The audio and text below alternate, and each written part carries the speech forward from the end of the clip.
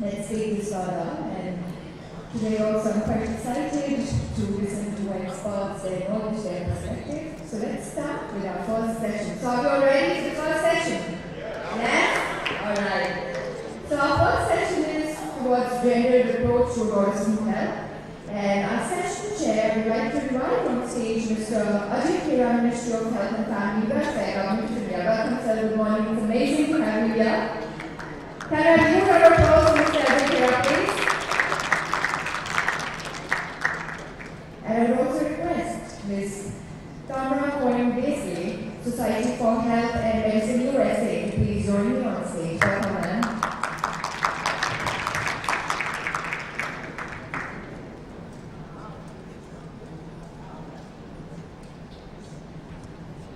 Good morning, everyone. Thank you so much for being here. It is really both an honor and a privilege to be able to stand before you today on what is the last day of an extraordinary conference that has been important. And I want to thank not only the conference organizers and the partners that put this together, but I also want to thank you, particularly those of you who are here on the last day. And I also thank those young people who are here with us, not only as current leaders, but also future leaders, and the reason why we have so much hope for our future. So once today, I want to extend and I also want to acknowledge and thank our leader of IAH. Dr. Susan Sawyer brings us not only wisdom and commitment and a passion for young people, she brings us an intelligent mind who will lead us very safely and confidently into the future. And as the president of the Society for Adolescent Health and Medicine, I look forward to working with her to continue to strengthen our relationships and our partnerships, not only with IAH, but with other like-minded organizations. So again, I count it a privilege to be here today.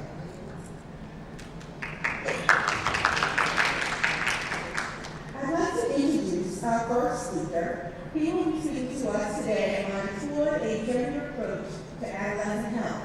His name is Ravi Verma. Mr. Verma heads the AIDS Office of the International Center for Research on Women that is based in New Delhi. His primary areas of research and programmatic interests have been on gender equality with a focus on masculinities, working with both boys and girls, as well as young men and young women.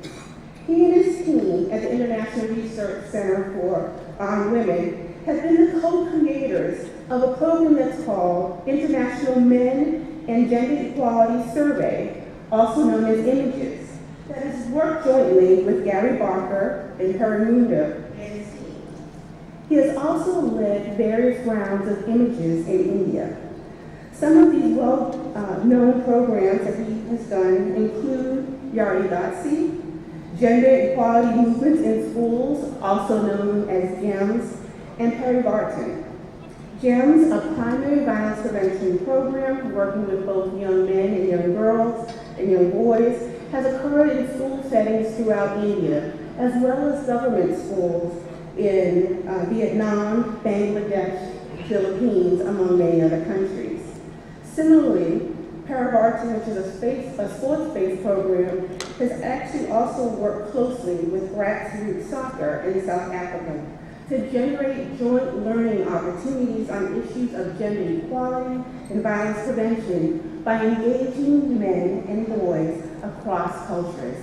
Please join me in welcoming Ravi Verma.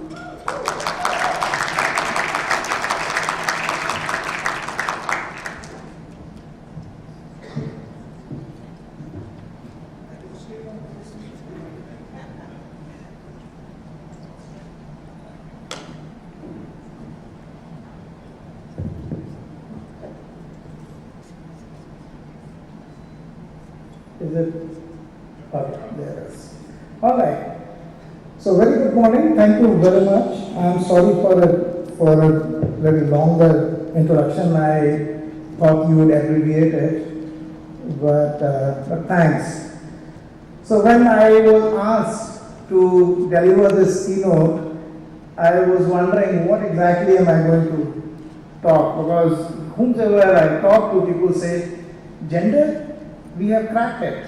I tell you, very recently I was in a discussion with a very senior government official, very serious, meaningful bureaucrat. When I sat with him and asked him that, are there ways to converge different programs to promote gender equality across sectors? He said, gender? Have we not cracked it? Because we have already got the toilets, we have got the schools, we have got the roads and incentives and bicycles, and he meant it, he truly meant it. And so I said, okay, and everyone does think that everything that is needed to be done in gender has been done already. So what more do you talk? Do you become repetitive? You go back and talk the same thing that people have already been talking. So I began a conversation with my own colleagues as to what is it that we are missing in gender. And one of my feminist colleagues, while narrating her own story, said this, and I thought I'll begin my talk by quoting her. And she said that when I first got introduced to feminism some 13 years back, something changed in how I viewed my brothers and father. For years I have rebelled against them, judged them, and ridiculed them for being patriarchal and coming in the way of my freedom and equality. Only recently I have realized and openly acknowledged how they have also been victims of rules and norms set by what we call patriarchy. So now while I feel free, though by all means I have had to struggle for it, it's not given. I feel they are stuck, and I feel helpless while I was trained to fight against the rules set for me and continue to do so, the rules for them remain unchanged. And I think that sets the tone for me to begin my own reflection on what's happening and have we cracked it or not. Well, if you look at the discourses and data and the prioritization currently, I don't think we are far from cracking it. The data seems to suggest that there is perhaps a story unfolding, which we are perhaps not quite mindful of the sublime story. Discourses continue to remain bipolar. Nature versus nurture continue to remain dominant in the discourse space. Women versus men, it's hard skills versus soft skills. What is achievable, what is not achievable, and everything gets diffused into the area of what we do, which can bring the most dividends. And as a result, the prioritization continues to remain focused on SRH and girls and women. And I'm not saying that's not necessary. In fact, post-ICTV, there was a recent review and showed that only 22% of the governments globally have prioritized gender equality and norms and male engagement in their programs. So clearly, there's a need to look at the entire gender discourse from a perspective of what is currently happening and what is evolving. And I thought that perhaps this particular quote, which I really think is so insightful, we did a study, some of our colleagues did a study in Wazirpur among the migrant men. And one of them described what he has gone through, and this particular statement tells us what does it mean to be a man. As we stretch the seed sheets through the roller, holding it with our hand, patties, that small fractions of all sizes broke and flew like bullets in different directions. That very week, Krishna Nandan from my village died of stomach injury working next to me. Shankar was terrified and wanted to leave, but other experienced workers asked him to stay, saying that he's a man. He has the responsibility of supporting his family, and he has no choice but to put up with the risk and success and stress of work. A man is someone who is brave enough to withstand the rigor of the job. And this is the narrative that we hear from the men who are working in harsh conditions, who are living. And you have to just go around in Delhi and cities looking at young boys and men who work on multi-story buildings, painting it or fixing it from outside, risking all their lives, with absolutely no support to, and if they fall and die, nobody bothers actually. But then what sustains them is the narrative of masculinity and the narrative of that we need to sustain. And this narrative translates into facing hardship, taking care of family, enjoying women, and proving masculinity through violent means. So there are many studies and there are several reflections on this, how these issues get intertwined to present a scenario of risk around men in order to survive the hardship, the expectations that is against development. The point is, in the last 25 years, are these not changing? Is there any, if you have tracked it or if you are doing work on this, are we changing? The International Men and Gender Equality Surveys that we did and we continue to do in different countries, we started together with Gary and the team with Promondo, almost 30 countries have done the survey, seems to suggest that these norms are not changing, and if there is anything that is happening, perhaps it is getting far more rigid and it's getting convoluted, in fact, in some ways. And what is happening is a convergence of this norm, and I'll come back to that. Just to give you a basic fact, that in India 2012 to 15, the surveys that we did, and in US, UK, Mexico, and MENA countries, Middle East, it showed that 80% men in India believe that a man should have the final word about his sharing home. 75% of US guys and 65% UK and 60% Mexico is less matters actually. If you look at the data here, they felt that guys should act strong even if they feel scared or nervous inside. And men, a large number of men in US and UK and less in Mexico, is that man should figure out their personal problems on their own without speaking to others. So, and what is important is that these surveys in US and UK and Mexico were done when the Brexit happened around that time and a presidential election happened in US. And the data suggests that most of these men who are talking about their masculinity are the ones who feel stressed because they have trouble finding jobs, they have pressures to marry, and in traditional societies like India, there is a lot of pressure. An unmarried man is far more stigmatized because there is absolutely no way that man can remain unmarried. He has to find it. If he doesn't find, the parents will find somebody for him. So, but now the situation is that a lot of men are remaining single, and they have become far more stigmatized. They feel shame and guilt. Or there is high youth employment. But also the macroeconomic, the politics of economics, the political economy that is. Wherever there has been the forces, the political forces or religious forces that have promoted conservative views, we have seen strengthening of masculine ideas. Why? I think this is important for us to see how the macro picture of the context determine or drive some of these norms and are driving norms in the manner where the conventional norms about masculinity is getting reinforced. And then coming back to health, more specifically on health, we see that there is an implication of this. And perhaps one has to look at the data set that I looked at was DALI, which is the disability adjusted life years lost. There is one healthy year lost because of the disabilities.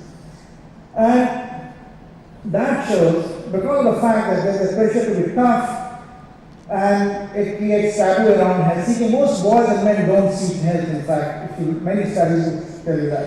There is strong evidence that men's disproportionate burden of ill health based on global burden of diseases.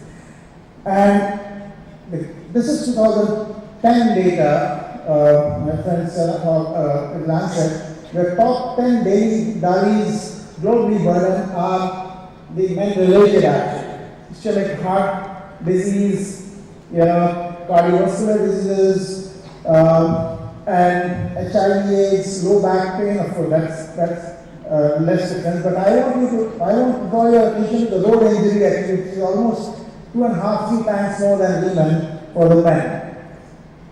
And the top 10 risk factors that are related to the men's behavior, whether it is tobacco and alcohol, and of course air pollution is different. But then look at the difference between tobacco and alcohol use. In India, in 2015, we quickly looked at the data with the help of Sarah Hawk's team, that there is a shift in the burden of disease or the risk factors. If you look at this, road injury has taken a bigger chunk. The self-harm has taken a bigger chunk of the drivers.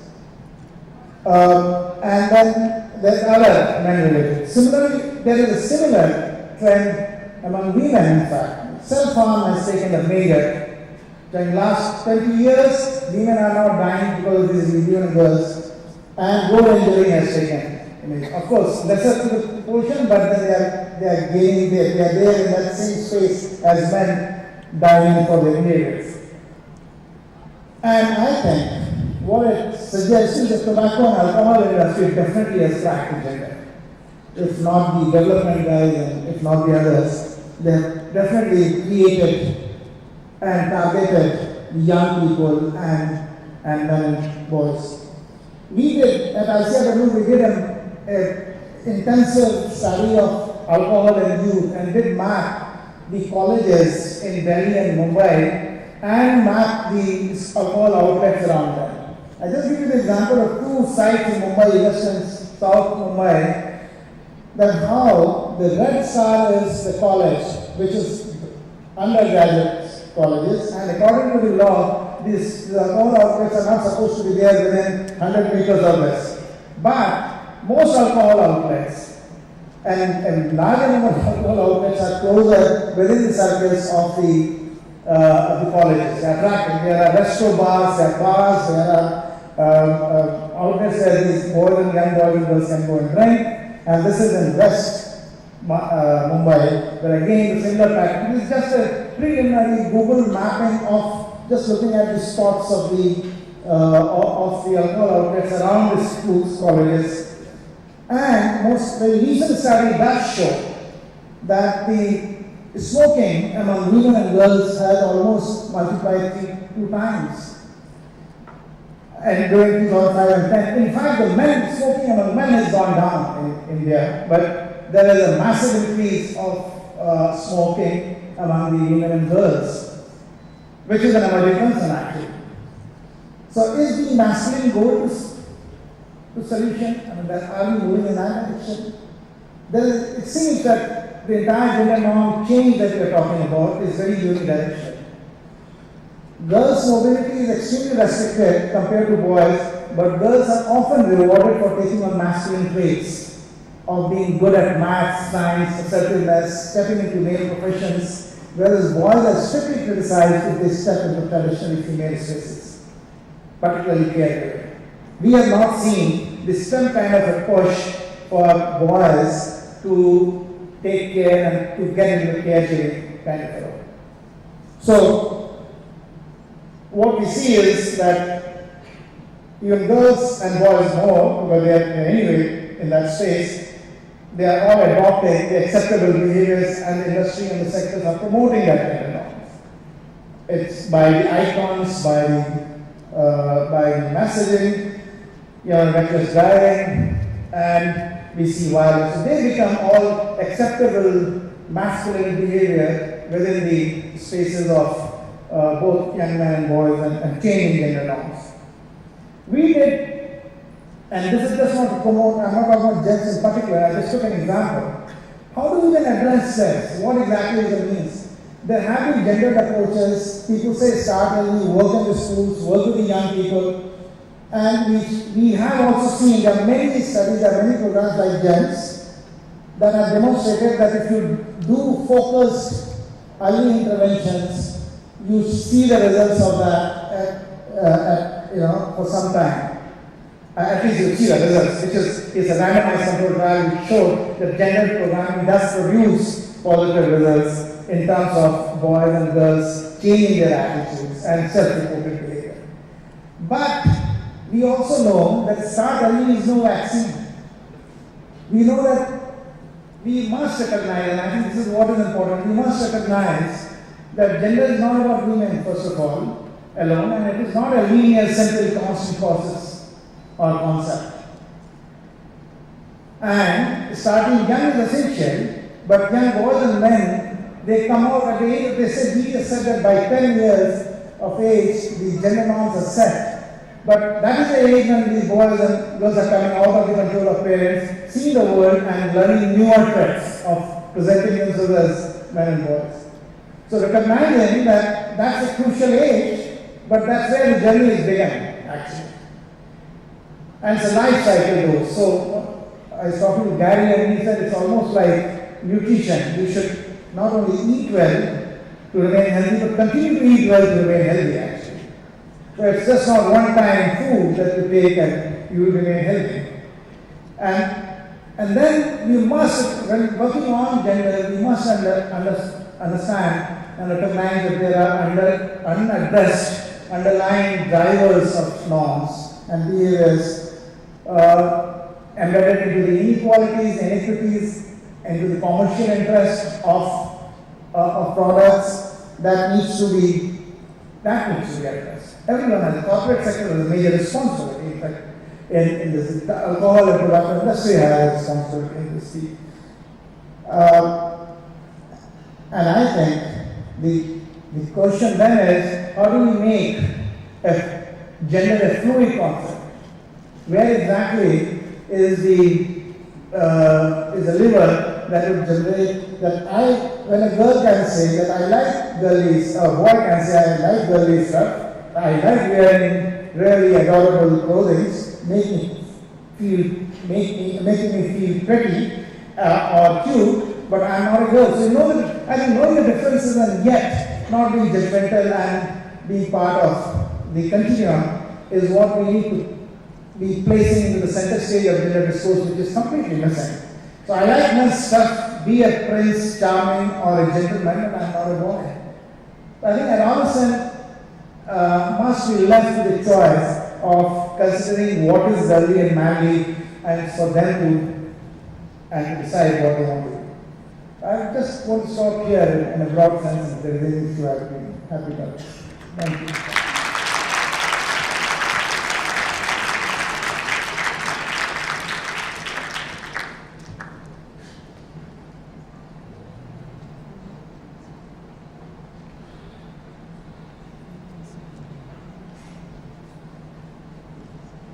Very good morning to all of you, and thank you, Dr. Ravi Verma, for talking about this particular issue of gender and health, and particularly in the context of adolescent health. I think you shared some of those critical observations, the field experiences, which clearly indicates there are a lot of differentials, whether in terms of behaviors, whether in terms of the way the people treat them, the family treat them, or the community treat them. So there are a number of differences. And we are at this point of time, we are standing at the era of sustainable development goal. Now I think now is the high time, because within the sustainable development goal, there is a clear reference, not only in terms of survive and thrive. I think we are talking about an era of transformation. And in the era of transformation, I think unless this issue of gender inequality is addressed appropriately, we won't be able to have real transformative work, or so-called the comprehensive healthy living for all. And this is being talked about in our Sustainable Development Goal 3. Although we must have noticed also that the global community has also given so much importance to this area of gender, that we have a dedicated, kind of a SDG goal 5. It talks about equity, gender, it talks about empowerment. I think there is no doubt, I think, to my mind, most of the people who are sitting in this room, to my mind, most of them are converts. I mean, they understand that gender is very, very critical, it has to be addressed.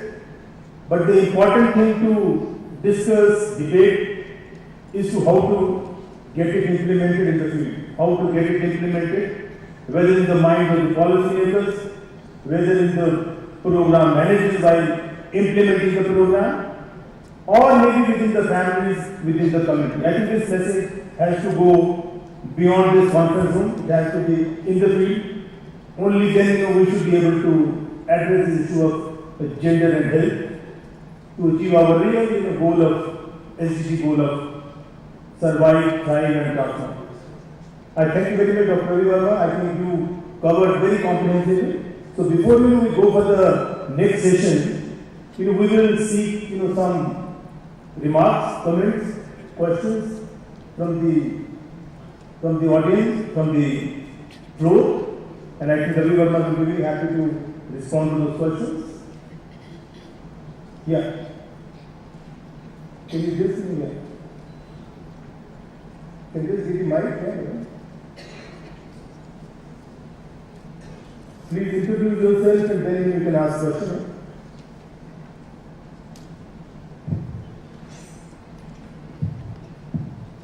Hi, my name is Jyoti, and I work with freelance business. I just have a comment. When we talk about gender, I think we're still talking about the identity of a boy and a girl and a man and a woman. I think we still have a long way to go when it comes to working on the gender issues. We have to be much more inclusive when we talk about gender and also include trans, and when we're talking about gender fluidity, the concept that you introduced, I think we still have a lot to learn. Good, very good, very good. Can I ask a question? Dr. Pierre? Yes. Yeah. This is Dr. Rajesh Seth, Indian Charitable Group. I wanted to ask you, sir, why our child protection policies within our own country and also worldwide do not focus on boys and men. I mean, this is the crucial thing. It has to, and why it doesn't come in the forum of medical practice. These are the two things I want to ask you. Ravi, will you like to, or let's collect the question and then you respond? Is that? I can quickly reflect on this because I don't think I have an answer to some of these complex processes that determine what is done, what is not done. What I know for sure is that we live in a very patriarchal and male-dominated systems all everywhere. Medical system, medical institutions are far more deeply patriarchal than any other institution that I have seen. And therefore, for them to take male issues for granted and not address them and continue to flow with the mainstream discourse of equating gender with women and girls remains perhaps one of the more determining reasons why it does not get addressed. And also there is a reason because we focus on, the girls and women did face and they are disadvantaged. So the disadvantages to them is far more apparent and far more glaring at our face, and those need to be addressed. And that's why I think the reasons of resources, reasons of urgency, reasons of doing something which is doable, practicality, pragmatism, all that has also distorted the discourse at every level. And men and boys haven't found the place in that discourse. So my sense is that I have always felt that there is a need to really progress the discussions into the institutions. There is no way we can address this issue unless we engage with institutions like this to reflect and to see what they are doing and how could they be more comprehensive in addressing some issues. So I don't know if I don't have a tangible answer to that, but I think there's a larger mindset issue, there's a larger resource issue, a larger political economy of these issues that determine what you do at the end of the day. So thank you very much, I think, Ravi Verma, for responding to the query. Now we can have another fourth question and then we have.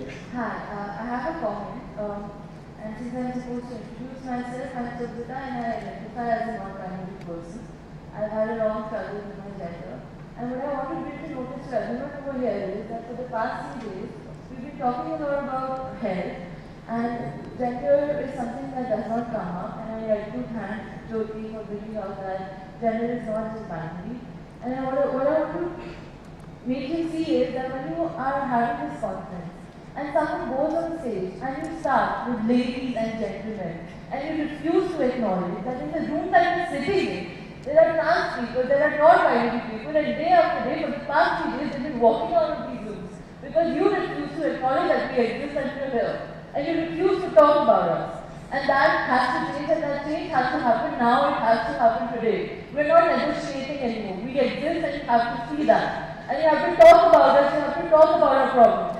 Our problems are not limited to being male or women, and it's much more than that. Yeah. Good, thank you.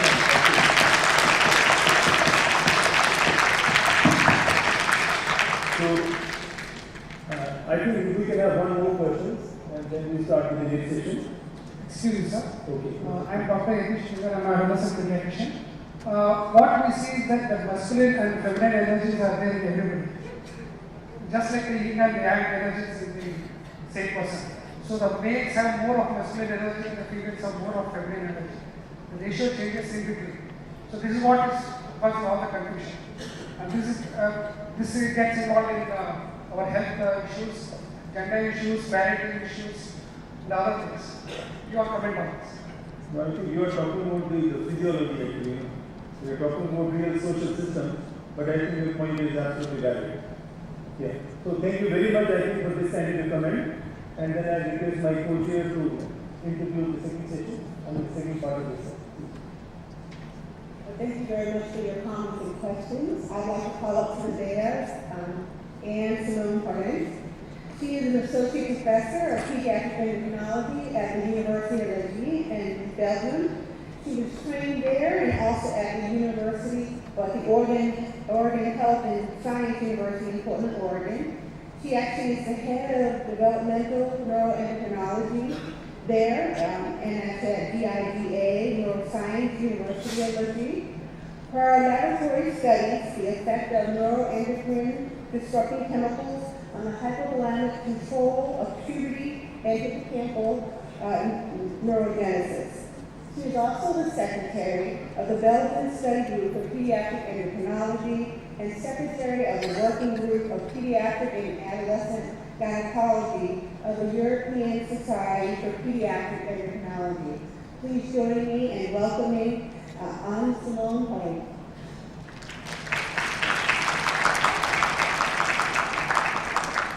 Good morning. Thank you very much for the very kind introduction. Extremely happy and honored to be here today. And I would like to thank the scientific committee and especially Iaah for giving me the opportunity to talk about sexual trend in puberty and its implication on public health and environment.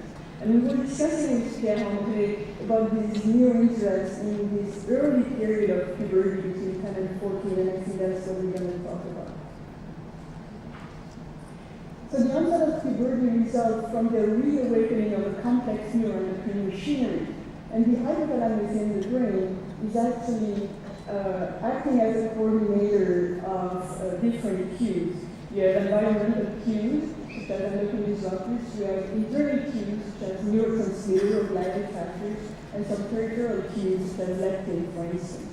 And GnRH neurons in the hypothalamus, which will actually start to secrete in a versatile manner, which will stimulate electrolytic FSH secretion by the pituitary, which will stimulate the production of sex steroids by the testes and the ovaries.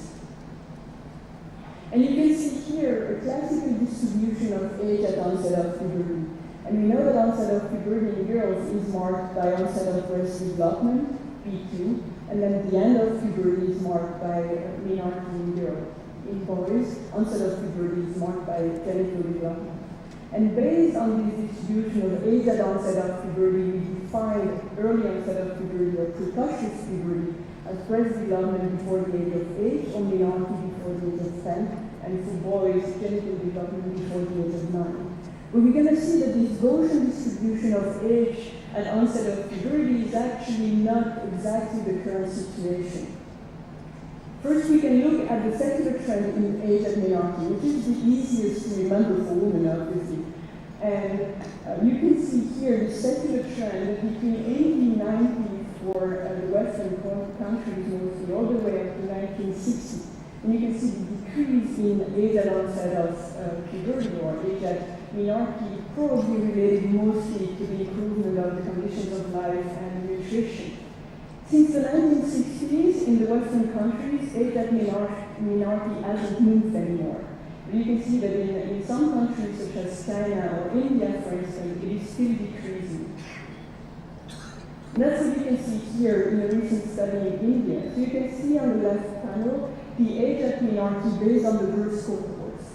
And you can see the slight decrease for the girls or the women born between 1950 and 1980. And then this very steep decrease in age at menarche since the women were born in 1980. It's very different depending on the region. You can see that age at menarche is very different in the north of India compared to the northeast, for instance, suggesting a role for environment. And you can see also that the secular trend is different. It's decreasing for the north, it's increasing for the northeast, for instance. So going back to Western countries, as I said, age at menarche hasn't moved anymore. But age at breast development is actually decreasing, and it keeps decreasing. It was initially reported in 1997 in the US by Herman Gibbons, with a decrease of age at breast development going from 10.9 to 10.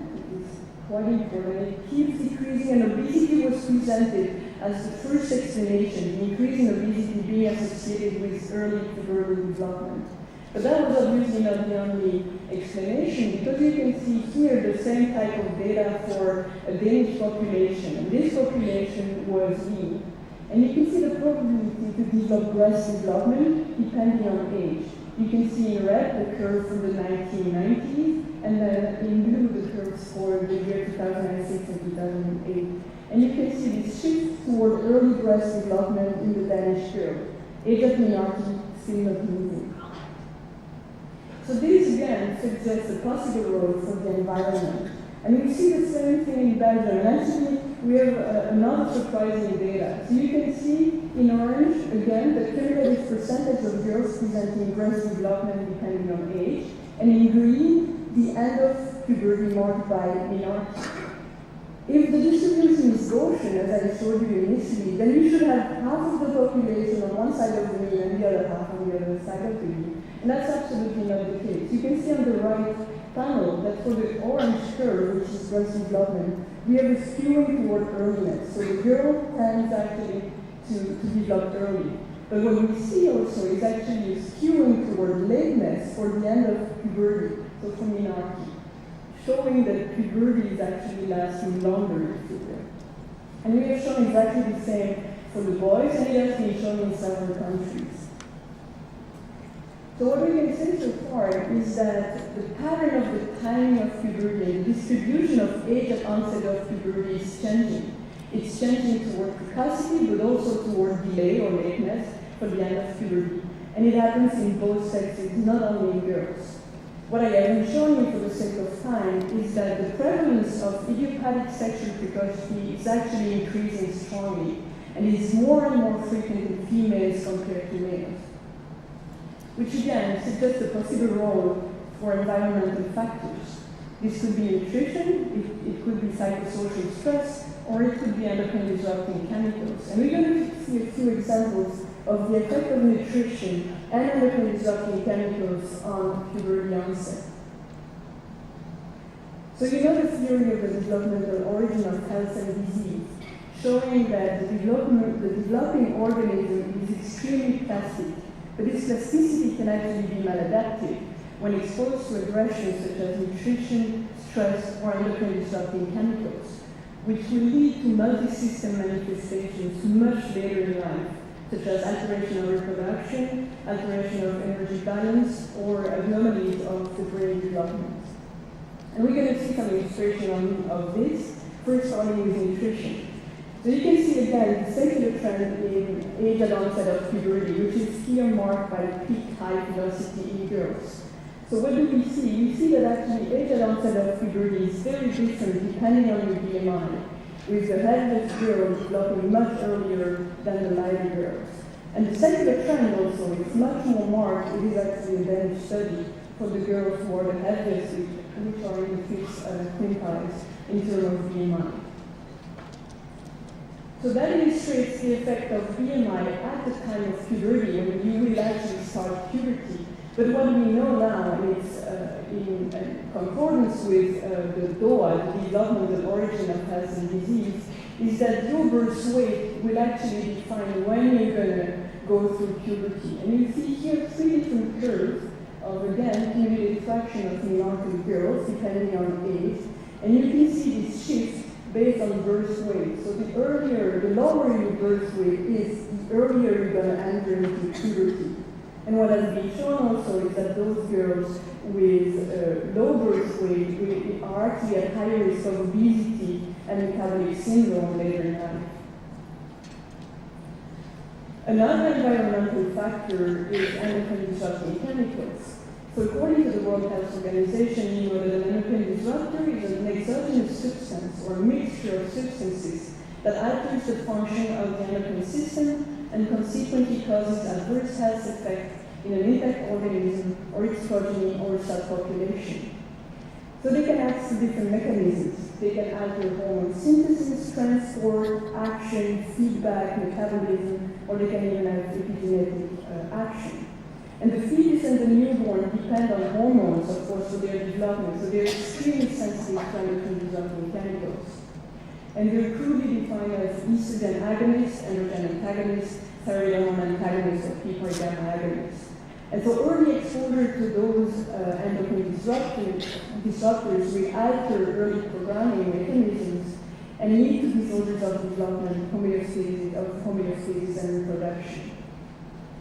So what are those endocrine disruptors? They're basically everywhere. There are incineration products such as dioxins or PCBs, and we're going to talk about them. There are pesticides and insecticides. You see here people spraying a lot of pesticides around your hotels.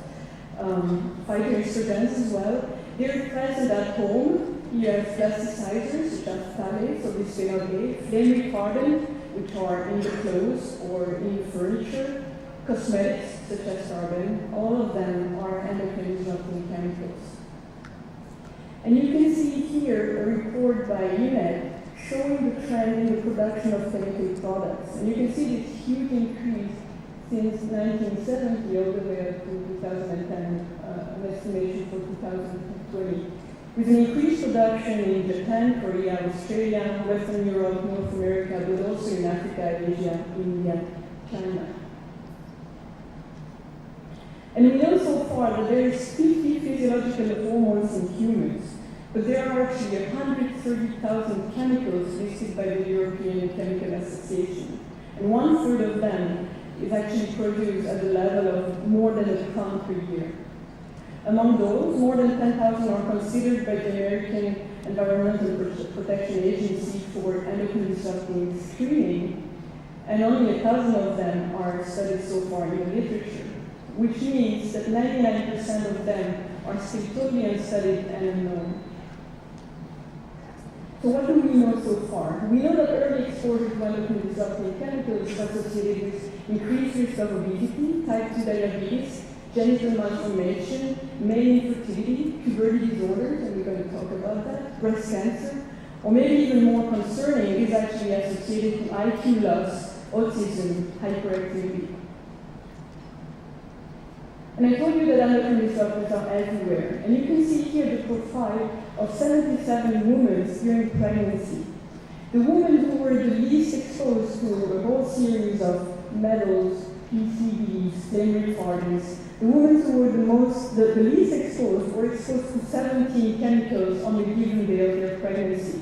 That's what you can find in the maternal blood or in the cord blood. The women who were the most exposed were exposed to 40 substances on a given day of their pregnancy.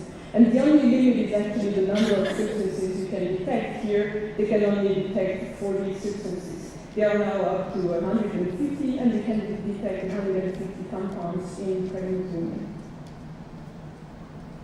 So what are the data supporting an effect of endocrine disrupting chemicals on the onset of puberty? Well, this started actually with Jean-Pierre Bourguignon in Iaah, wondering why migrating girls were presenting central precocious puberty so often. So you can see the distribution of etiologies here. And what you can see is that 30% of the children seen for central precocious puberty in Belgium were actually migrating children. They were migrating for international adoption, or they were following their parents who were coming through working or studying in Belgium. Which means that the risk of developing central precocious puberty was 80 times higher than the native Belgians. So we wonder what could cause this trend into increased risk of central precocious puberty. And we screened those girls for endocrine disrupting chemicals. And what we found was that those migrating girls with central precocious puberty were exposed to DDE, which is a metabolite of DDT, which is used to fight malaria in Asia and in Africa, but is forbidden in Europe and in the United States. You can see this positive correlation of the level of DDE with age of immigration and negative correlation with time since immigration, which indicates an exposure in the country of origin. So DDT is considered to be an estrogenic compound. But one explanation of early onset of puberty in these girls could be, well, they just developed the way they would have developed in their country of origin. But that's not the case. You can see here in the middle, menarche age for foreign adopted girls, and you can see that they developed menarche before their foster countries, or the girls in their foster countries, but also before the girls in their country of origin. So the origin was not the explanation for this early onset of puberty. So in the lab, we have a model where we can study GnRH secretion from a rodent model. And it's very useful because it's very hard to establish a causal relationship between exposure and a disease in humans. So what did we do? Well, you can see here the pulsified GnRH secretion from the hypothalamus. Dr. Yeah. Thank you very much, Sophie, for this demonstration.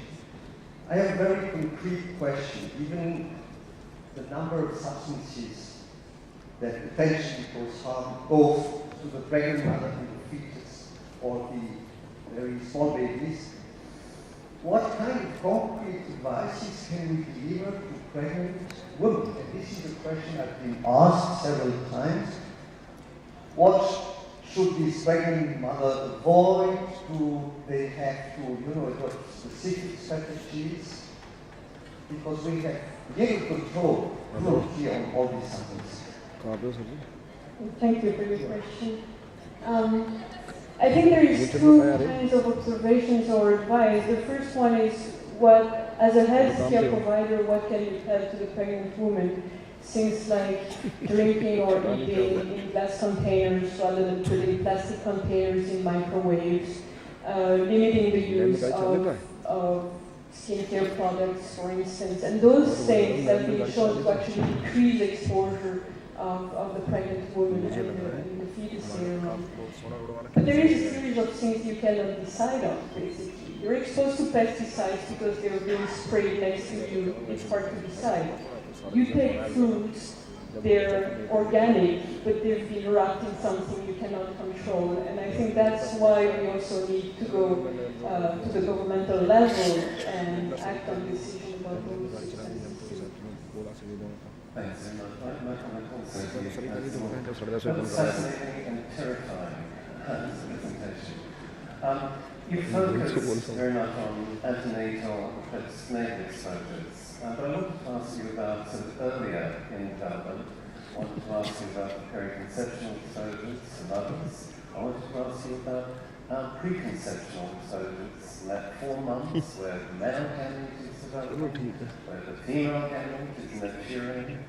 And even going before that, the puberty itself, which is the onset of sort of gender production in males, transition to sort of functional gender to females. These are likely to be crucial windows of exposure. And then adolescent exposures. That's why do you comment? Yeah, so I see absolutely needs to be explored for puberty, so the role of pre-conceptual exposure. And what I haven't talked about is epigenetic effects. And that was nicely illustrated, sadly, with the diabetes silvestrol, where we are now at the fourth generation and we still have effects in the fourth generation. It has been reproduced in animals too, same thing, at the fourth generation, metabolic effects of endocrine disruptors and so on, so it must be through epigenetic effects.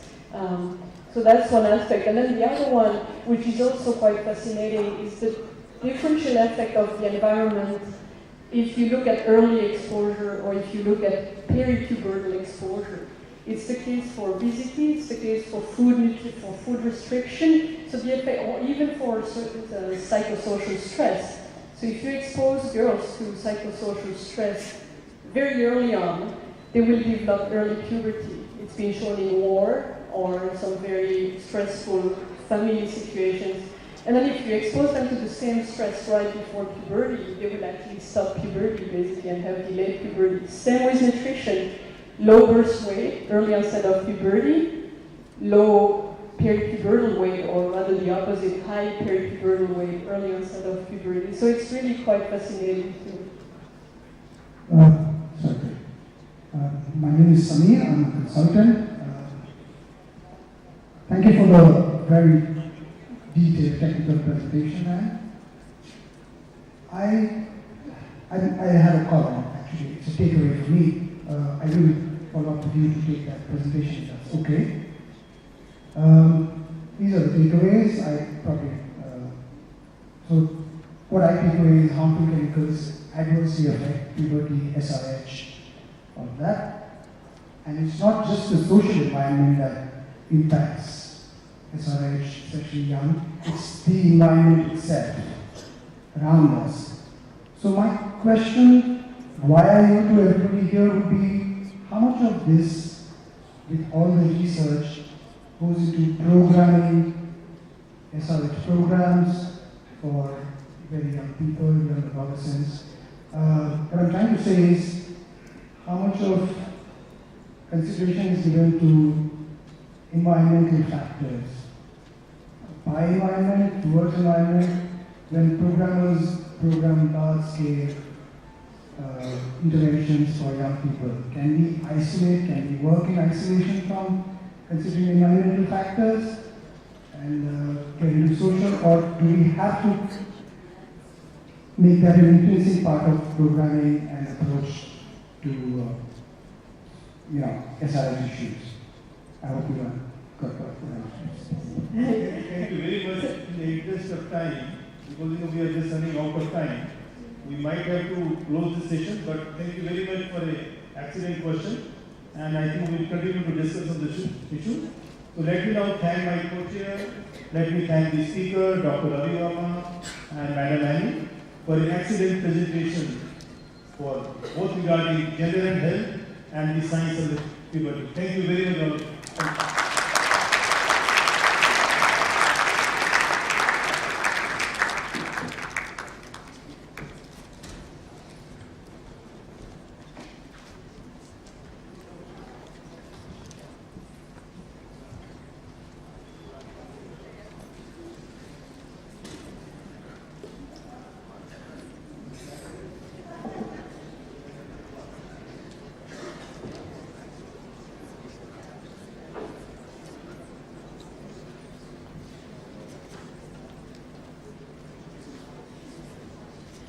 Well, once again, I'd like to thank all experts. Thank you so much, and our session chair for moderating this session so well. And now, friends, definitely we've gained some deeper insights in regards to health. And now the next topic that's coming is quite a big concern issue nowadays. Yes, how digital age influences their health. Well, what about which their relationships with others are created and perpetuated. The 2016 Lancet Commission report highlights the pros and cons of the digital media. According to the report, evidence shows that digital media offers new opportunities for engagement and service delivery.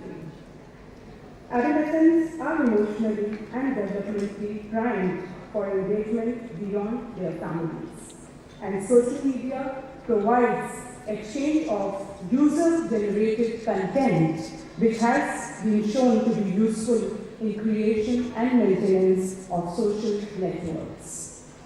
We must create opportunities to extend youth engagement into the real world. And the report further highlights that in order to achieve this, we need to have strong partnerships with adults, training and mentorship, and creation of structures and processes that allow adolescent involvement in decision making, and surely the need for adequate investment to fully utilize this opportunity. With advances in neurosciences, we know adolescence is a dynamic period, and we also know that peers are most important for this age group. Moving further on, we know throughout the life course, the media and the social media has maximum impact on health and well-being during adolescence. So, the digital revolution has the potential to transform the social environment and social network of today's adolescents. We all will be hearing today in this symposium from researchers as well as the youth who are here about what their views are on this very important topic. With this, I would like to hand over to my co-chair, Caroline Crosby, to get us started with this symposium.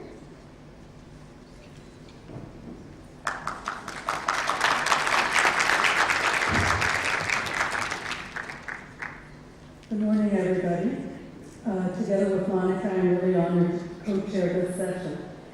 At Pathfinder International, where I work, we believe that adolescence is an important phase of life when values are being established and lifelong patterns of behavior are being formed.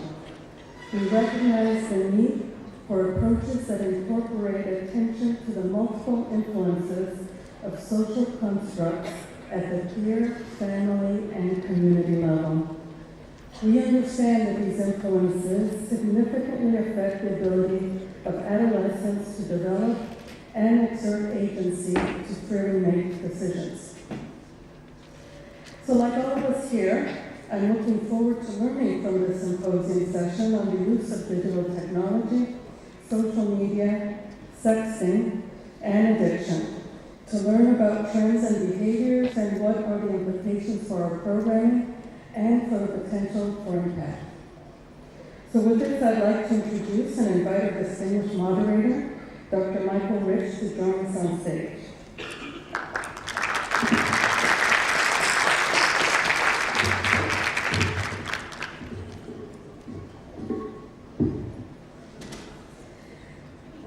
Have a seat for a long introduction. But it'll be fun, guys. So I would like to introduce Dr. Rich, who is the founder and director of the Center on Media and Child Health. It's an academic center of excellence at Boston's Children's Hospital in Massachusetts. It is dedicated to investigating, translating, and innovating with media to optimize physical, mental, and social-emotional health and development of children and adolescents. Michael brings pediatrics and child health research together with a 12-year career as a screenwriter and filmmaker. Some of you may know him as the Mediatrician, as he writes a regular advice column on parenting healthy digital natives at AskTheMediatrician.org. Dr. Rich also serves as Associate Professor of Pediatrics at Harvard Medical School and Associate Professor of Society, Human Development, and Health at Harvard's T.H. Chan School of Public Health. 92% of young people are online every day, and 24% say they're on constantly. with their smartphones. Please come on up to talk to us about the Learning Links Foundation and the work she does here in India with empowering and educating kids and their families to use media in healthy ways.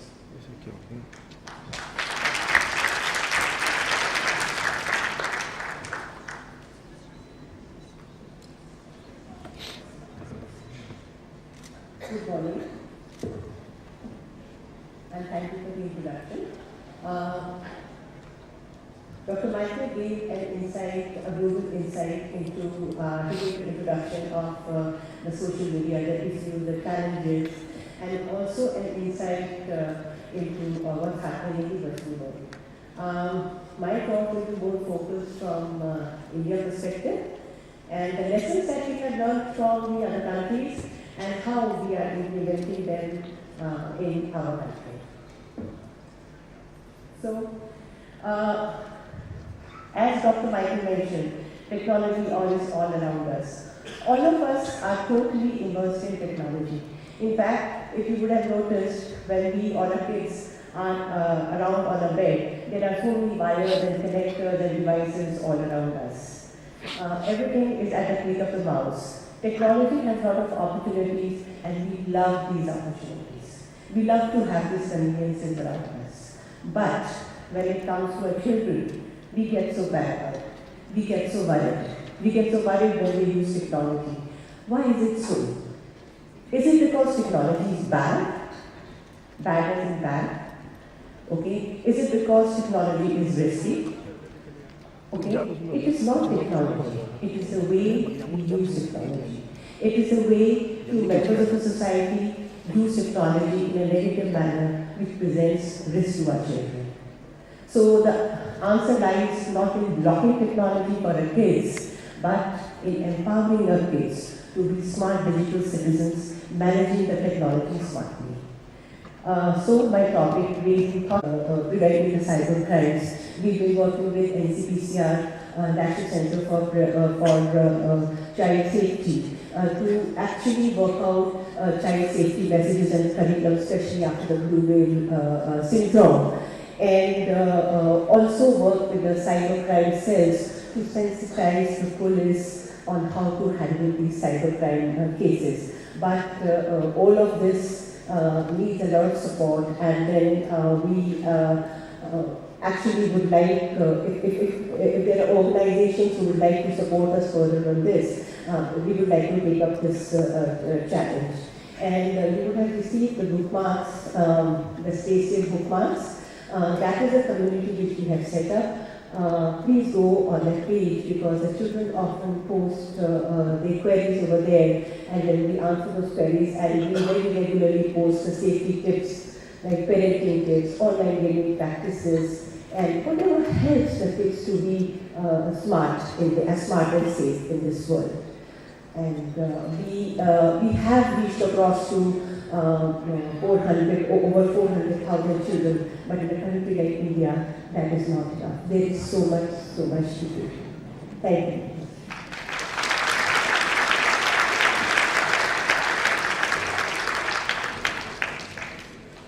So now the good part of the program, we get to hear from the experts.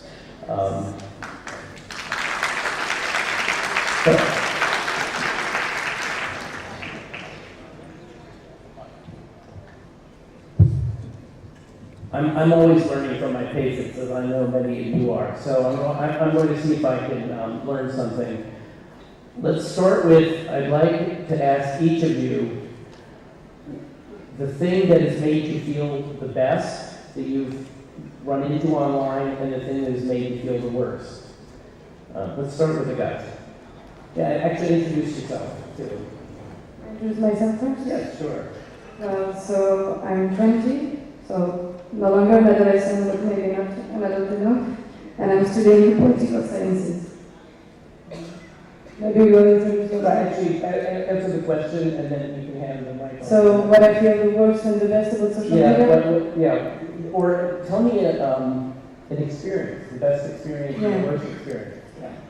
Well, in fact, I've always seen this like another world of interaction. another way of communicating and to maybe not be closer to people but be closer in a different way. So I think for me all the social media like Facebook and Twitter and everything enable me to open up myself or to share things in a way I couldn't do in real life. Although it's true, it's quite dangerous, and I think I'm old enough to understand it, and I'm glad you're all here to try to understand it too, because of course if you can't do anything, you also can hurt everyone, and I think we need to moderate it more. Good morning everyone. I'm Mathieu. I'm from France. I'm 14 years old. I'm just arrived in high school. The thing that I think is the best about social media and about internet as a whole is it's an incredible database. Basically, you can get any information you want, and if there's anything that you have a question, whether it's like if you want information about homework, about something you want to research, or even if you don't feel like what you're doing is the right thing, even if you don't feel like you are thinking the right way, or if you feel like you have problems, you can search. You won't always find answers, and sometimes you'll have to look at yourself, at yourself. But I think it's good for that. Good morning everyone, I'm Saurabh Malik, I'm 19 and I'm youth coordinator for Iaah Pune. So the best experience I would like to share is you get close and you remain in contact with the friends that you are no longer close to. So that's one of my best experience, as I live in Pune and one of my friends lives in Delhi. So just 2 days back I met with him, and it was just like we met 2 years ago. So it's a really amazing experience, and it was possible only due to social media. And the worst experience, not worst, rather annoying experiences, if you go to research, if you go for a research or something online, you just get distracted by other interesting things online. So that's really annoying. They are all graduates of a workshop that was done between India and France. I wanted to put Agatha on the spot because she was telling me yesterday about a math teacher who was completely clueless and who she set straight, and is now the math teacher is a great supporter of what you do. But can you tell the story that you told me yesterday? About my workshop? About your workshop, where you got angry at the teacher. Yeah. I think it's important for all of us to realize when we are clueless. Yes. You're thinking I'm more brave than maybe I am, because maybe the teacher is here, I don't know. What happens in this room stays in this room. Well, it's just we were asked to make a workshop about social media, and there were like 30 people in the room, so mostly from medical areas and some social workers, I think, and I recognize some faces. And well, it's cool to come to a workshop to listen, but if it's only for saying, no, you're wrong, we know everything about social media, it's wrong and it's dangerous, there's no need to come. And I just replied that it's already too late. In fact, we're not there to make the apology of social media.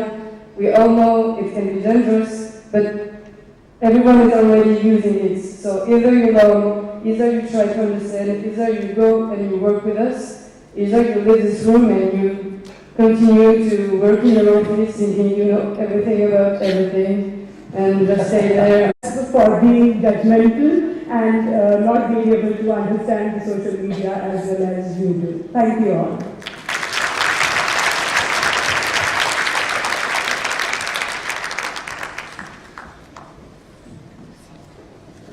Well, thank you so much. I must say that was quite an interactive and engaging session. So, well, I must say, I think the crux is we should use it as a right tool in and we should use it more consciously. I just realized in the past 5 minutes I checked my phone 3 times and I didn't do anything. It's just wastage of time. So we should definitely, be aware by using technology and what we are getting out of it. And thank you so much, you guys. It's just amazing. And request all to please join us for tea break. We will recollect here at 2:30. Thank you. Thanks a lot. We'll be having parallel sessions going on after tea break, so you can see the itinerary and choose from that. Thank you. Once again, thank you. Hello, excuse me. I wanted to add something. Yeah. Okay, there are much bigger problems than what we just saw. Social media is a lot darker place than actually think. There are several groups who use social media as a platform for manipulating teens and promote their terror propaganda. And welcome everyone. I'm Sushmita Das. I am the Deputy Regional Director with Nutrition International. And for some of you who might not know, Nutrition International was formerly the Micronutrient Initiative. We've very recently rebranded and changed our name to Nutrition International. So a very warm welcome to all of you to this symposium, which will be focusing on adolescent nutrition. And I'm very pleased to welcome all my panelists who have come from different continents to be part of this symposium today. And as we move along, we'll share more details about each of the panelists and what they are going to be talking about. So the way this session will be structured is I'll give a brief introduction and then I'll hand it over to my co-chair, Dr. Anjali Bhardwaj, who's sitting on my left. And she will give a global overview on adolescent nutrition, covering some of the challenges, the gaps, some of the overall global trends. And then we'll get each of the panelists to talk about, their presentations, and we'll have presentations focusing on interventions in Asia as well as Africa.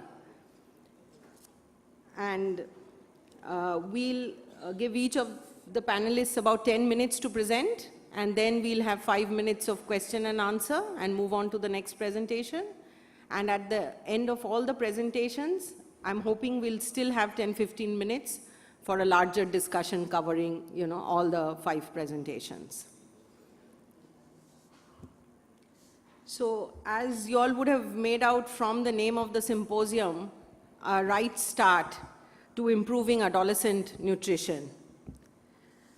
In the world today, the largest generation of adolescents are there as far as human history is concerned. And these adolescents and young adults have the poorest level of universal health coverage of any group. And as Nutrition International, one of our main focus areas have been to focus on adolescent girls and women, and particularly on nutrition of adolescent girls and women. And hence, one of the main reasons why we have put together this symposium today. And as far as we have seen that investments in the health, well-being, and development of this group will lead to benefits in decades to come for this generation as well as many more in the future. And with the momentum that has been created by the MDGs, the SDGs, the World Health Assembly target, there is an unprecedented opportunity to improve the health and well-being of this group to respond more effectively to their needs. But as all of you present in this room would know, the amount of resources and attention that has been given to nutrition for adolescents have been pretty minimal. Even though there have been some improvements lately, this group by far as the nutritional needs are concerned, have been pretty neglected. So in this session, we'll hear more about what needs to be done, what has been done, some good practices, lessons learned from other countries, and then we'll discuss more about it. And while we don't claim to have all the answers as far as adolescent nutrition is concerned, we know that good nutrition is the foundation of a healthy life. And that is what we are going to focus on today. And in the first presentation, which will be given by my co-chair, Dr. Anjali Bhardwaj. She'll be giving a synopsis and an overview on adolescent nutrition globally. And then we'll have Mini Varghese. She'll be talking about her experiences on working with VIFAs for school-based as well as out-of-school adolescents, and her experiences she'll be sharing from India. Then we will have Ermias, who's come all the way from Ethiopia. He will be sharing his experiences of school-based programs focusing on VIFAs from Ethiopia. Then we will have Emily Keane, who's sitting on my right. She's come from Save the Children, and she's based in London. She will be talking about case studies from 3-4 different countries in terms of how they are going about translating policy into programmatic action. And lastly, but not the least, we'll have Manpreet, who's sitting on my left. She will be talking about, sharing lessons from both nutrition-sensitive and nutrition-specific interventions from the Sun countries in Asia. And that's how the symposium will be structured. And we have about 90 minutes. And I'll be a little strict with time, both with the panelists as well as the question-answer session, so we can get along and finish all the presentations. So we can start off with the first presentation on the global overview on adolescent nutrition. And I'll request Dr. Anjali Bhardwaj to make that presentation. And while she gets to the podium to make her presentation, I'll give a little introduction about Anjali. Currently, she is the Regional Manager, Adolescents, Girls, Health and Nutrition with Nutrition International, the Asia Regional Office based in New Delhi. And she has over 15 years of experience, and she's been focusing mainly on maternal health and nutrition programs, working with a number of national and international organizations, including the World Bank, Oxfam, John Snow, and Plan International. Anjali has a PhD in medical anthropology from Purdue University, and she has a master's in social work from the Tata Institute of Social Sciences. And she said that her passion is to use her skills to ensure that people, especially women and girls in developing societies, are able to live up to their maximum potential. And through her presentation, I think we'll hear more about the global story in terms of what's been happening with global nutrition and where we are today. So over to you, Anjali. Thank you, Sushmita, and good morning and welcome to all of you. I will try to be extremely brief. The purpose of my presentation is to sort of set the tone for the entire panel.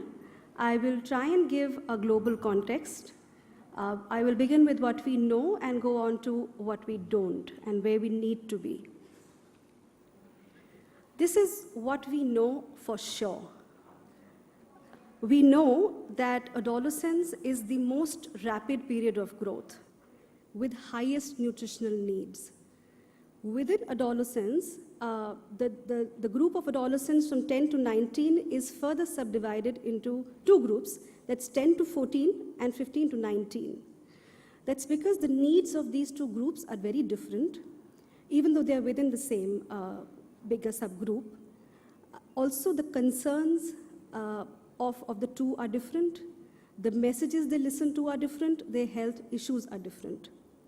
Within this group, ages 15 to 19 have the highest total energy requirement compared to any other group.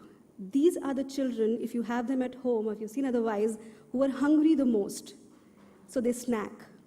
They are the audience for the fast food companies. They are the ones to go to if you want to sell a soft drink. And to repeat the same point again, during the entire adolescence, the body is demanding more food in whatever form it is available. As a result of that, and what I mentioned, snacking, wherever there are resources, whoever can afford, you will see obesity, which is fast becoming a bigger problem in countries where they can be afforded. In the same countries, you will have adolescents showing signs of pre-diabetes and adolescents living already with type 2 diabetes. We also know for sure that a large number of adolescent girls are anemic. We do not have enough data from every country, but we do know that it is a very big public health concern. You would have seen these numbers, I'm sure, during the past 3 days, but I'll try and elaborate a little bit more about what this means. This means that most adolescents live in South Asia, East Asia, and the Pacific. That's more than 50% of the total adolescent population of the world. If you add Africa to it, that's more than 65%. Within this group, globally, in almost all countries, there are more adolescent boys than girls. However, the highest gender parity is in Africa. Within each country and each region, there are various intra and inter-country disparities. Majority of the world's population at this point, we know for sure 3/4 is living in the rural areas. As a corollary of that, adolescents also right now, a majority of them are living in the rural areas. However, this is going to change. In the next decade, it is predicted that 45% of the global population will be living in urban areas. And that means that larger number of people will be migrating to cities, not to live in posh bungalows, but living in urban slums. This is going to throw up a whole new bandwidth of health challenges and nutritional challenges. We also know that this population is going to start decreasing from 2050 onwards. The later part of this period is going to see an increase in number of adolescents in Africa. And that also means that the time to act is now for adolescents. This is a very interesting map. This actually originally is a map from the 90s for age at marriage. The blue countries, the dark blue countries, are where girls are married younger. And the absolutely bright red countries are where they marry after 30. This is an interesting map, not because of the marriage component. It's an interesting map because when I tried to, for this presentation, I was trying to put together the indicators for poverty, indicators from the Global Hunger Index, from studies from patriarchy, overlapped. So these countries where you see the bright blue, the darkest blue, are the countries with the biggest health issues. They are the countries where we'll see weakest health systems, countries where we'll also see most nutritional problems. Just to elaborate on that, most adolescents in the world live in this circle, right? If you notice, there's one big white spot in Africa. That's because not enough data is available from there. It's Central African Republic. It's the country which has the lowest score on the Global Hunger Index that came out earlier this year. The levels of hunger are alarming in West Africa.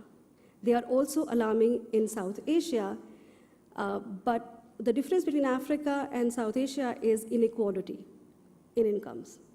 We have very high income groups, we have obesity, but we also have extremely high malnutrition, which is not decreasing, and that's an alarming sign.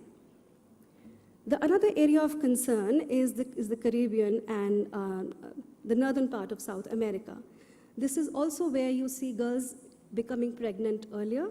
You see them having double burden of malnutrition, which I will come to in a minute. So if you were to program, seeing from a programmatic perspective, these are the two blocks that need most attention.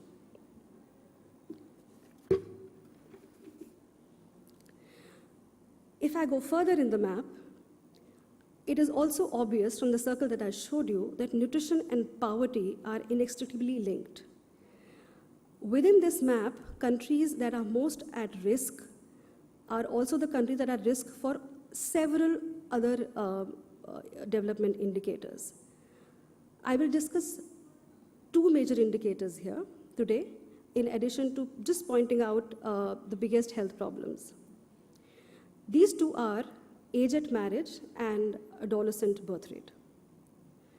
We know where age at marriage is high, and we have been talking about reducing that. But some of us, myself included, have in the past ignored the adolescent fertility rate. What does that mean?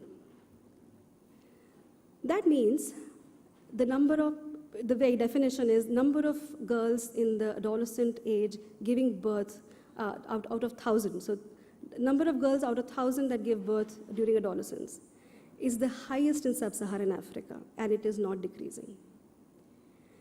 Around the world, from 1960 onwards, this indicator has dropped. But there are some countries where it has not dropped. And those are the worrisome countries. Now, South Asia looks better. However, there are, again, various sub-region disparities. For example, Sri Lanka has adolescent birth rate of 14, whereas in Bangladesh, it's 83. The WHO reports put it at around 111. In any case, what is even more worrisome, as I mentioned earlier, in Bangladesh, it has not reduced in the past decade. So it is standing still. Also, in Pakistan, the adolescent fertility rate, for example, is 38, which sounds better. But the problem in Pakistan is girls start to give birth earlier, and they continue to give birth till the time they can. In Bangladesh, girls start to give birth earlier, but they also stop earlier. So within maybe around a decade. These are just some trends that I'm trying to highlight, but I'm sure you can work around more of these. And I'm just trying to present a picture so that it makes us think. In Latin America and the Caribbean, there's some very good indicators. For example, Haiti has dropped to around 60, if I'm not mistaken, yeah, around 66. However, the nutrition is very low. We need to think what are the linkages there. What we also need to look at closely is these girls who are giving birth, is it out of choice? Are they being forced? Is it within marriage or outside marriage? And that varies with region. For example, in South Asia and Africa, it is mostly within marriages, but they are not marriages of choice. That should worry us. What does adolescent pregnancy mean in terms of nutrition? It means that within a growing adolescent body, there's now new competition for nutrients with the baby. Adolescent girls usually have a very low pelvic area. As a result of that, they have a higher chance of giving birth to children who would be malnourished and stunted in the future, facilitating the ongoing cycle of malnutrition for a lifetime.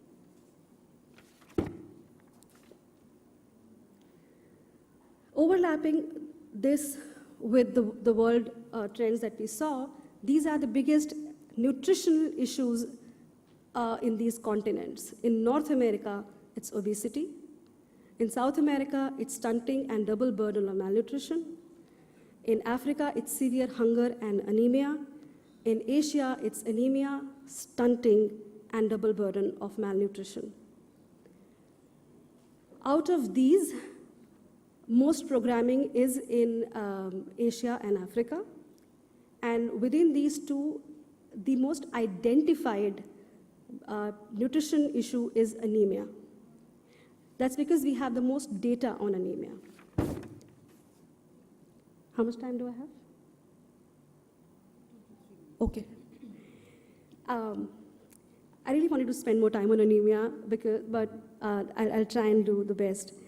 As I mentioned, within adolescents, we have two groups, 10 to 14 and 15 to 19. Their nutritional needs are different. This is a report based on the top 5 causes of adolescent disability-adjusted life years. The highest cause of this is iron deficiency anemia. That is the most common form of anemia that we encounter. The other causes of anemia are vitamin B12 deficiency and maybe some parasitic infections. But we do not have enough data for them. But we do know that in the areas for malaria prevalence, for example, anemia is going to be high. Now this brings me to I'm painting a very worrisome picture here. I wish I had better numbers.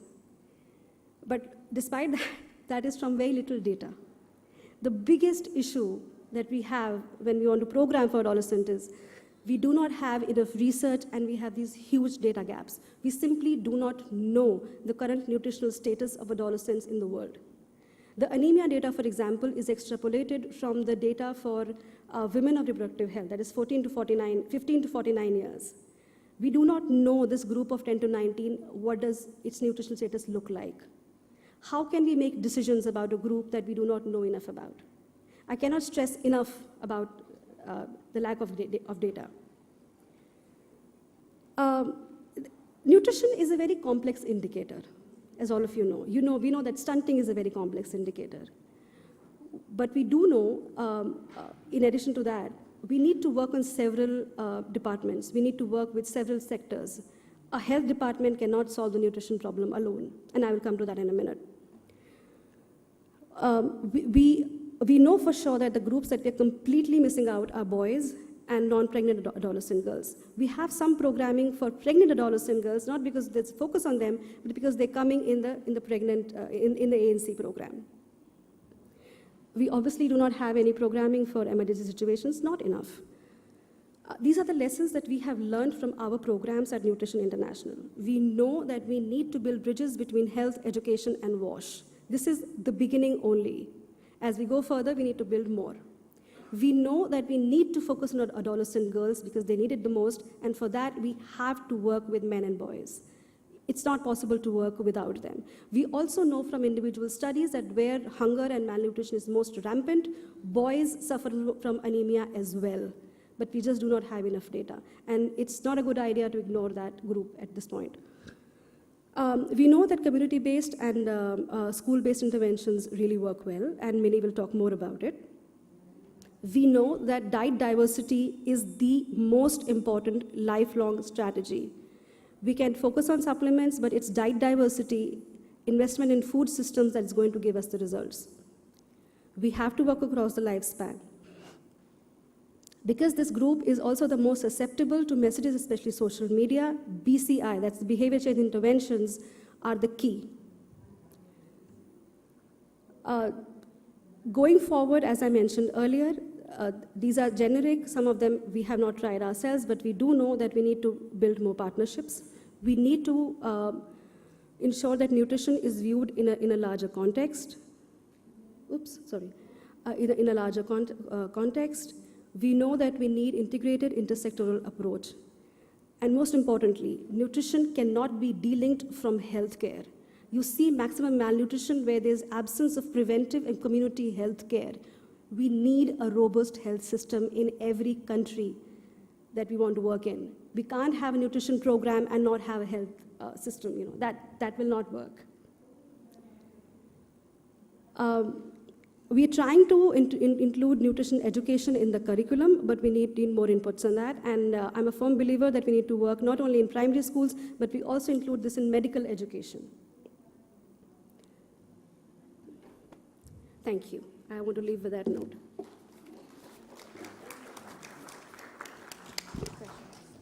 Thank you, Anjali. I think that was quite a comprehensive presentation of where we are in terms of adolescent nutrition and the complex nature of the problem that we face and also the huge scope of the problem. What I'll do is we'll have 5 minutes for questions and answers for Anjali, if there are any, on her presentation, and then we'll move on to the next presentation. If there aren't any questions, then we'll move on to the next presenter. So the next presentation is from Minnie Varghese. She is currently working with Nutrition International, the India country office, and she's been with Nutrition International for the last 8 years. And Minnie has over 20 years of experience working on nutrition, family planning, reproductive and child health.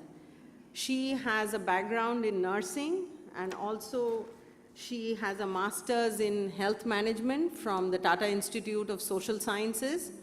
And Minnie will be presenting today on a program that we have in India on school-based and for school-based as well as out-of-school adolescents in some select states in India. Over to you, Minnie. Good morning. So my presentation today is focusing on Nutrition International current programming around adolescents on weekly iron and folic acid supplementation in 4 states of India. So the Nutrition International is currently implementing these programs in 4 states, namely Gujarat, Madhya Pradesh, Chhattisgarh and Uttar Pradesh, on operationalizing the ongoing national policy on weekly iron and folic acid supplementation. This program currently reaches to about 64 districts together in the 4 states. This is part of a 4-year-old program which is called the Right Start, which has been introduced in the beginning of this symposium. And the Nutrition International support to these states has initiated from the June 2016. So my presentation today is focusing on our work for the past 1 year. So you would see that it is much way to go to see that lot of changes that we perceive that we wanted to make it in these states. And as you know, these are the 4 states which has the highest burden of anemia. While India as a whole has a burden of anemia exists, but these are some of the priority states and the highest number of adolescents exist in the country. Speakers, and for the past 2 days, everybody understand that how significant is adolescence in this country. India is the home of the largest number of adolescents in the world, and the large cohort of adolescents is both opportunity for the country as well as it's a challenge for the country. There is no national level data specific to adolescents, and adolescent girls exist, and that itself is a challenge for the programming. Like, how do we program? For whom are we programming it? And what available data which we have is specific, which is a sub-analysis of NFHS3, which shows that nearly 56, little more than half of adolescent girls are anemic, and about 30% of adolescent boys are anemic, and about 2% are severely anemic. So that shows the need for the programming around adolescents. So, however, there is data related to diet diversity. These are limited to the NNMB surveys which we have, which is focused to certain states, but not across the country. For program implementation, what we have is the 2 supporting policies. India is blessed to have that because we have a national guideline, and India launched the weekly iron and folic acid supplementation program way back in 2012, which is later included with the National Iron Plus program, which follows a life cycle approach, and adolescence is a focus in this program. And for assisting the states to operationalize this program, Government of India also issued an operational guideline on the VFA program. So this is compared to many other states and many other, for many countries, this is a policy guideline, and the policy environment is very supportive in India. This you must have been seen. The current program is focusing both adolescent boys and girls of 6 to 12th standard, and adolescent girls not in the schools. And the intervention, which consists of a basket of services, which is a weekly iron and folic acid, which has been administered, and deworming every 6 months, nutrition and health education and counseling, and screening and referral. And this follows a fixed day and fixed site approach, where the teachers in the school and the Anganwadi worker in the Anganwadi centers are expected to provide them. And very important to understand that nutrition and health education and counseling is the key component of the program. And as I present, you will also notice that this is one of the weakest component within the VFA program. So the Nutrition International is supporting the states in operationalization of this program. And what we have been supporting is, one is on the budgeting. Because being supply has been an important component. This has been a key strategy that we follow, that making sure that the states has the correct denominator, and they have been budgeting adequate budgets in the annual health plans, and follow up with the state for ensuring the procurement of adequate supplies and timely supplies, so there is no supply gaps or disruptions during the year. And training of teachers, capacity building a key component of it, training of teachers and Anganwadi workers, and these trainings are specifically focusing on the benefits of iron and folic acid, the iron-rich food, and counseling for side effect, because most of the trainings we talk about the benefits, but how the adolescents are bound to have some kind of an side effects. So how do we eliminate? That is one of the reasons that they drop or they stop consuming the iron and folic acid. So this has been a key component of the training. We also developed behavioral change communication materials following a formative assessment, and this has been both focusing for the adolescents as well as the caregivers. We also work towards strengthening of reporting and monitoring of programs to see that where it is going on, to fine-tune its strategies and approaches. So this is some of the BCI material which has been developed following a formative research. On the left, you can see that these are called trump cards or the playing cards, which has been developed primarily on nutrition messages. Very attractively, we've been prepared it. And we also have some handbills which has a mixed kind of a messages which has been developed for focusing for the adolescent, the parents of adolescents, name slips as reminders, and audio stories and anthems which has been aired through an interactive voice response systems, which has also some kind of incentives which has been attached to them. And we are also would like to mention that two of the material, the playing cards as well as the anthem has been, the government of India has been identified for scaling up of two of these materials, which has been identified as an important BCI intervention. I will take you through the monitoring findings which we have in the past 1 year, what we have been observed in our 4 of our states. So this has been a monitoring survey which was carried out in covering all districts, so 64 districts and all the blocks.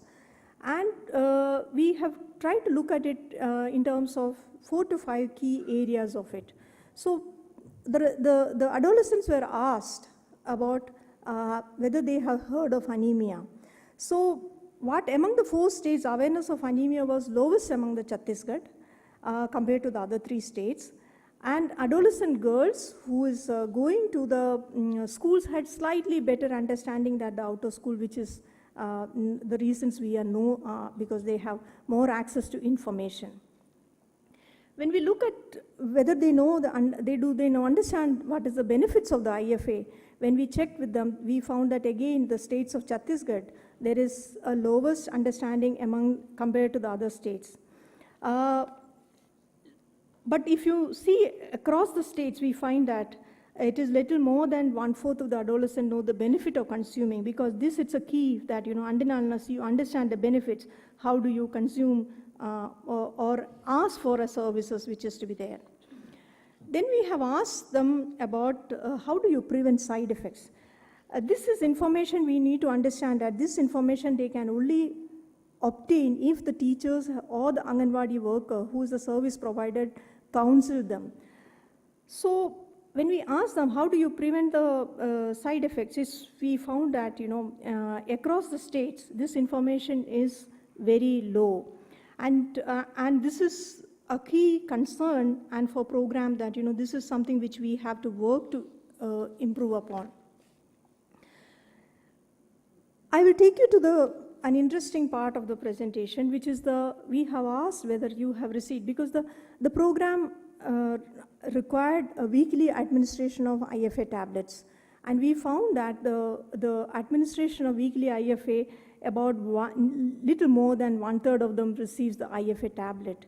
And we also know that about 1/4 of them consume the IFA tablet, which means that the adolescents are not receiving IFA tablets weekly. There are two reasons for it. One is that the supply disruption, which is one of the major issues in the states. And secondly, the school absenteeism is one of the another reasons for this low intake of IFA tablet. We're talking about adolescent nutrition. Again, we have asked the service providers whether they are aware about 3 or more iron-rich foods that they could, their own awareness so that they can counsel the adolescents. So what we found that there are very few service providers. They know, for example, in Madhya Pradesh, as low as 15% of Anganwadi workers and 9% of teachers who is aware about the iron-rich food, and it is usually limited to green leafy vegetable. So from our short span of nearly an year operation, what we found that what are the strategies that can improve the coverage and compliance of IFA is, one is a streamlining procurement and distribution issues with the different department. The program, which involved both school and Anganwadi worker, the ICDS system, and the procurement is to be done by the health department.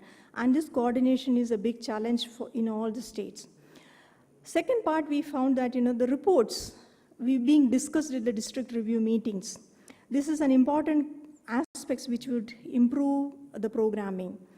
Interdepartment coordination, the NEP guideline asks coordination between the department, which is something which has not been happening, which is to be reviving this makes a lot of difference.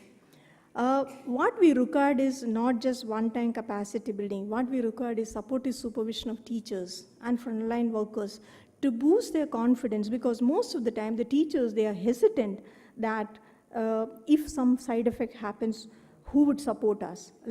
This is a major concern during the field visit, what we have found. And until and unless we have equipped the frontline workers with counseling on adolescents, we continue to have very low information and understanding among the adolescents on the benefits and management of side effects. What we found as the key program challenges is the school absenteeism. And the states like Uttar Pradesh, what we found that this absenteeism is a major concern as the children, the adolescents in the higher classes, like 8th standard onwards. And as the income improves, there is a tendency, though they register in the public school, the government school, they tend to attend the private school. So you would see the numbers in the school registers, but they are not there to provide these services. So neither they would receive these services in an Anganwadi setup. Irregular procurement is another issue that which we have found, which is trying to work.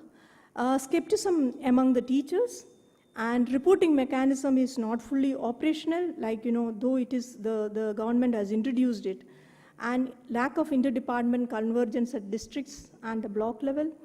And as such, the VIFA program do not have a monitoring system, though the government institutionalized, it is not operational. It is nobody's baby. The ICDS thinks that it is not their baby. And the health thinks that the schools are supposed to do it. And the school do not have a identified or nodal person for monitoring of this operation. So these are the key challenges which we have identified. What we have in a short span has been identified and able to do is that, for example, in UP, when we started in June 2016, the reporting was about 2%, which is about 60%. So with a short span of a year, this has been gone up. So I'll stop this presentation here, and we expect that in 2019, this program is expanded to about 106 districts across these 4 states. So it's a scaling up, and based on our practices, we improve our program operations across the states. Thank you. Thank you, Minnie. If there are any questions for Minnie, we can take a few questions. Okay, I see a lot of hands. Yes, ma'am. Yeah. Could you please tell your name and where you're from before? I am from Punjab, regional manager at Mamta and working in Punjab. What I see in my states, lots of like 50 to 60% adolescent are anemic, undernutrition is there, although it's a very developed state. So in my states, WAVE's RN Plus initiative, they are being implemented, and they are receiving the weekly RN folic acid. But what I found the nutrition is taking a backstage. It is not very important in the policy making of the state. What it should be there. So I just want to nutrition initiative. What steps can be taken so that it can be important part of the policy making of the states.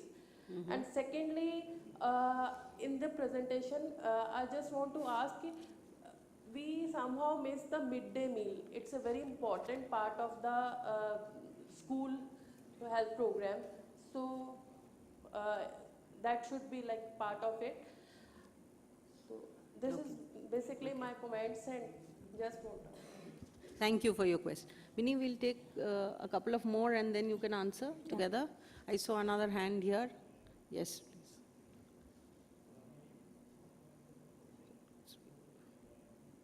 I'm Dr. Sumit Malhotra, working as faculty at All India Institute of Medical Sciences, New Delhi. We are also working in state of Delhi about the WIFS implementation. So I commend a lot of good work happening and the findings that you shared. I just want to know that once the program is being implemented, has there been any effort being done as how much anemia is being reduced quantitatively? We keep using NFHS 3 findings, but now this 2012 onwards, the WIFS is being implemented. Is there any reduction in hemoglobin? Is there any gain in hemoglobins and reduction in anemia accounted as a gain of WIFS, despite that there is a low coverage of 30 or 40%, which is being reported across the states? But is there any gain? And my second issue is that it's truly a challenge to engage schools in this program. As you pointed out, that teachers, there are a lot of problems from teachers, and there are problems related to supportive supervision and monitoring. How, in your experience, how the challenge of engaging teachers is taken up? How do we motivate them that they do, every week they give this tablet to all the adolescents? We know in deworming program there is very good coverage, and that's really, there are a lot of factors. One is that it is done twice only annually, and there's a lot of monitoring support which is being provided, which is lacking currently in WIFS. So I just want to know, in your experience in these 4 states, how the engagement of teachers in schools is being done.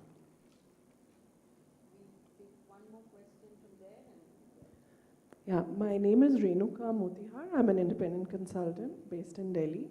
My question to Minnie is around the out-of-school girls. So you said that in schools you work with boys and girls and boys, right? And out-of-school girls. So how do you ensure, because it's through the Anganwadi Center, how do you ensure that the girls are kind of getting the blue pill?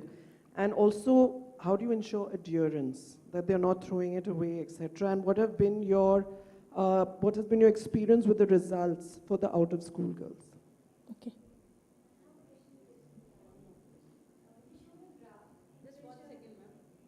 Okay. My name is, I'm Dr. Calle from Lima, Peru. 2 questions. The first is, do you have results about these interventions? And if there are different forms of measuring them? Because sometimes the only thing we do is to measure if they have anemia or if they don't have anemia. But it's very important to have also indicators of the process, because we are going to have the impact maybe I don't know how many months after that. And the second one is how do you have the commitment of the education sector? Because in my country it's very difficult. Every time we say the Ministry of Education has to be part of the problem, they say we have many things to do and we are not going to monitor. Like what you said, no? We are not going to be in charge of monitoring. That's a huge problem. And the third one, when I asked 2 years or 3 years ago WHO about beginning some supplementation with iron to boys, they told us that there were no sufficient data. That was the problem. And it's my first time that I see data in India. No, I have read many things about India, and it is very important because having 253 million of adolescents and having the most adolescents in all world, we must ensure that we have to give iron also to our boys, not just our girls. Thank you. Minnie, would you like to take some of the questions? Yeah, so there are 4 to 5 different questions, so I will try to attempt from the Punjab, the question being asked. Your question was primarily on how are we, can you just repeat? Yes. The one was yes. on the policy. The nutrition counseling is the important part of it, because the current available providers who could counsel them is teachers and the Anganwadi workers. So until and unless we constantly capacitate them on information, as you see from our survey that, their own understanding is mostly limited to green leafy vegetables. Beyond that, they are unable to help the adolescents with, their own understanding is that limited. So it's important that we need to build their capacity so that they are able to counsel the adolescents on what are the other sources of iron-rich food. So capacity building and supportive supervision is a very important component of it. You talked about midday meal. In fact, that is a challenge also for our VIFA program. The VIFA program suggests that after the midday meal, you provide the VIFA, the IFA tablet weekly. But most of the states, after the 8th standard, the midday meal doesn't exist. It's not part of the government program. So the school find it difficult to administer the IFA because not necessary that all students comes after food or they bring food to school. So that is also one of the point where the side effects are more, because if some children consume in an empty stomach, they tend to have some kind of an side effects. So, but the midday meal to improve upon the nutritional quality of it, it has a high potential, at least up to the class 8th standard. It is worth to note that the midday meal portal has been used by Chhattisgarh government for reporting the VIFA coverages. So while the nutrition component may not be the best that we are using of VIFA, but the streamlining of reporting they are using in Chhattisgarh. The question you have asked about how do we work with teachers. I have seen personally both motivated as well as highly demotivated teachers. There are schools which has been prepare packets class-wise week before so that the next week they can give the IFA tablets. And there are at the same time they are very reluctant to, there are certain. So the key to having the teachers identified as the nodal teacher in the school is very important. It is usually the science teacher in some of the places, because that is also what the NIPI guidelines says, that ideally a science teacher should be the nodal teacher for it.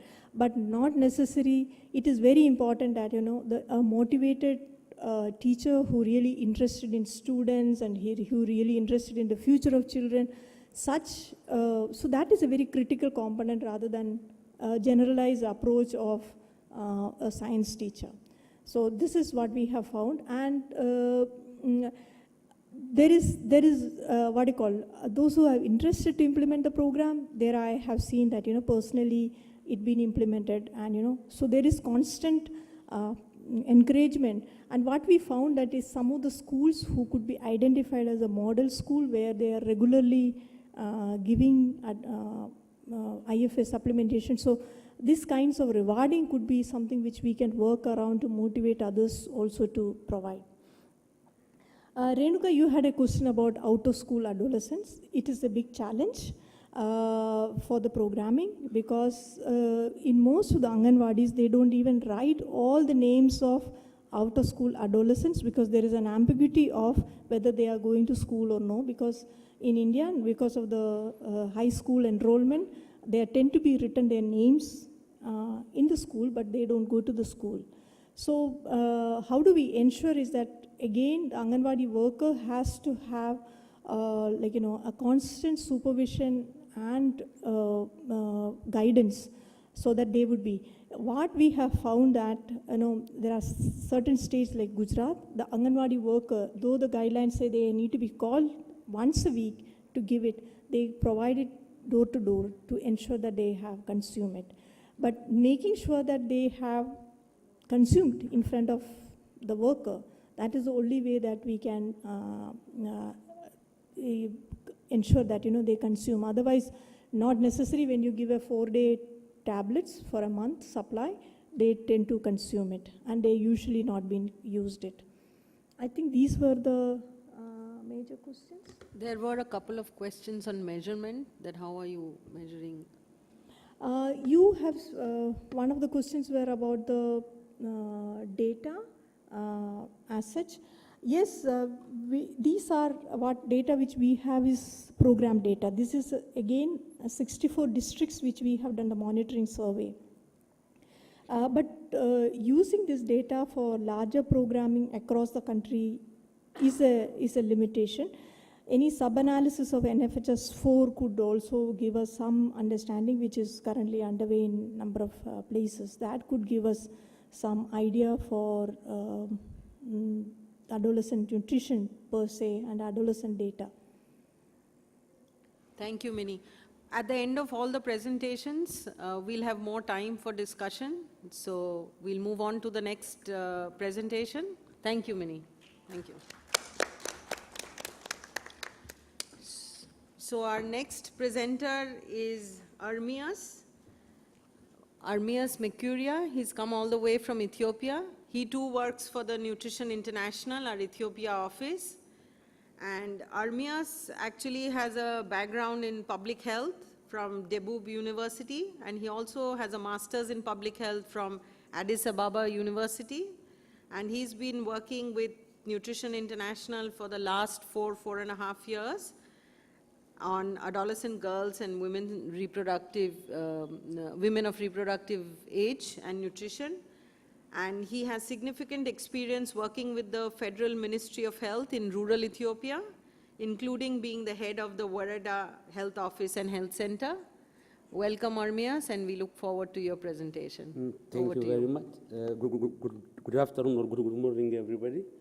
Now, I would like to thank the facilitators for giving this chance to present you the Ethiopian experience on building adolescent girls weekly iron folic supplementation program. It is the program is more of at infancy stage, so that I will tell you just a little experience. Like we don't have a rich experience like that of Indians. These are the pictures taken from our two project sites. The one at the left side is from Afar Regional State. That's the pastoralist context. The right one is from Damato Gale Warada. That is from South Nations Nationalist Peoples regions. It is from for the agrarian estates. My presentation outline is like this. I will give you some highlights about Ethiopia and its adolescent nutrition status in Ethiopia, and I will give you more information on our demonstration project and its results, and what are our lessons, and also I will conclude my presentation by give you tell you something about the conclusion from the demonstration project and the way forward. Ethiopia is a multi-linguistic and a multi-ethnic country with more than 90 ethnic and linguistic groups. There are about 9 regional states and 2 city governments. We have a population of 94 million population. The area, the size of the country is 1.1 million square kilometers. Well, to say something about the adolescent nutritional status in Ethiopia, adolescent in Ethiopia consists of 25% of the total population, whereas adolescent ages, that's 10 to 24 years, make up 33% of the population. The Ethiopian Demographical Survey has found 36% of non-pregnant adolescent girls who are aged with 15 to 90 with chronic malnutrition, and some other studies which conducted in some regional data also shown that the stunting and wasting prevalence as high as 26.5% and 53% respectively. The anemia prevalence, we don't have anemia prevalence at the national level for this population group, but the anemia prevalence in women of reproductive age found to be 20%. That's from the EDHS 2016 data. But some regional studies also found the anemia prevalence, found anemia as a moderate and severe public health problem in Ethiopia. To mention one study, the study conducted in 2016 on 4 districts which are accelerating nutrition improvement project districts. The overall anemia prevalence of adolescent girls in this population group found to be 30%. It is also very crucial to mention the adolescent pregnancy. 12% of adolescent girls are either mothers or pregnant with their first child. It's also data from the Ethiopian Demographic and Health Survey. Cognizant the fact that the poor nutrition status of the Ethiopian adolescent girls, the government of Ethiopia has endorsed important policies, strategies, and programs to improve the situation of adolescent girls in our national nutrition program. In the second slides, I will tell you how programs are now catching up with policies. While the National Nutrition Program acknowledges the paramount significance of iron folic acid supplementation to assure the adolescent access to micronutrient service to improve anemia, there is no national guideline or policy to implement with us. To this effect, Nutrition International and ITSALIS has begun implementing weekly iron folate supplementation in 2 districts. One is from the pastoralist context, the other is from the agrarian context, to inform the development of national implementation model. This is the multi-sectoral approach we used during our implementation of the demonstration project. At the top, as you see, there is the Warada Nutrition Coordination Body, which is headed by the Warada administrator. Under that, there is the Warada Nutritional Technical Committee. There are about 13 sectors in this, but my interest is to mention about 3 main sectors who have involved significantly for the effective implementation of the demonstration project. One of them is the Warada Health Office. The Warada Health Office is solely responsible for the overall implementation and coordination of the program implementation in our demonstration project, using the primary health care units that are health centers and health posts. Within the health centers and health posts, we have trained health care providers and trained health extension workers. These trained health extension workers are solely responsible for out-of-school adolescent girls, but also they are indirectly responsible for in-school adolescent girls by giving supportive supervision and supply management for their schools under their catchment. Key activities to date, we have done advocacy, we have established the advocacy and technical platform. This advocacy and technical platform is a National Adolescent Girls Nutrition Technical Working Group. We have developed social beverage and communication strategy based on formative research. This formative research is conducted to get an insight from adolescent girls and their influencers, that are teachers, health workers, and parents. We have also secured one of the key challenges to translate the WHO guideline to is the inavailability of the recommended IFA supply, so that we have secured this IFA supply to use the prenatal IFA supplementation in our demonstration project. We have also developed operational guideline training manuals on IFA provision. By doing so, we have established program-specific monitoring, reporting, and knowledge management system. We have also provided training for 270 key intermediaries, which include teachers, health workers, and others. The demonstration project also enabled us to reach about 14,000 adolescent girls.